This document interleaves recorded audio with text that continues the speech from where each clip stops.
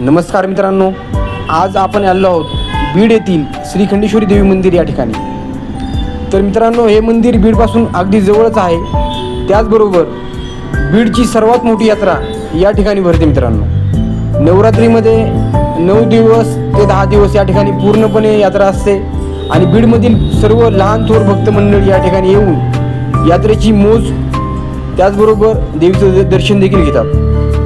आणि मला सांगायला आनंद होतो की श्री खंडेश्वरी देवी म्हणजेच माहूरगडची श्री रेणुका माता देवी आहे मित्रांनो। तर ती आख्यायिका अशी आहे की खंडेश्वरी देवी मंदिर जे आहे त्या ठिकाणी पूर्वी श्री काळोबावीर नावाचे एक मेंढपाळग्रस्त धनगरग्रस्त राहत होते आणि ते दर महिन्याच्या पौर्णिमेला माहूरगडला पायी वारीसाठी जात असत मित्रांनो।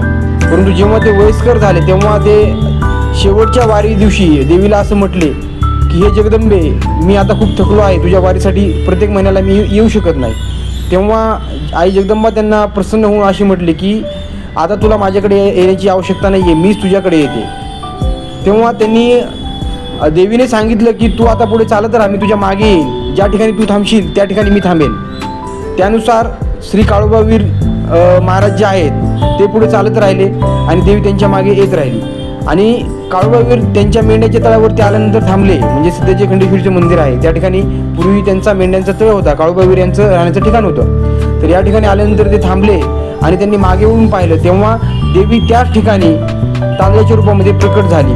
सध्या ज्या तांदळाचं आपण दर्शन करतो, ज्या देवीचं आपण दर्शन करतो मंदिरामध्ये, तो तांदळा म्हणजेच श्री काळोबावीर यांच्या मागे जी रेणुका माता आलेली आहे माहूरगडावरनं, त्यांची ती प्रतिकृती आहे। त्यामुळे ज्या ज्या भक्त मंडळींचं माहूरगड हे कुलदेवीचं स्थान असेल त्या त्या भक्त मंडळींनी बीड येथील श्री खंडेश्वरी देवी मंदिरामध्ये येऊन दर्शन जरी केलं तरी चालतं मित्रांनो।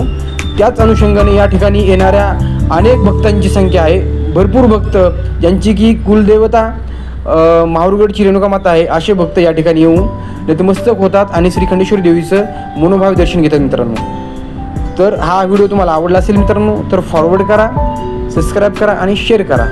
थँक्यू, धन्यवाद।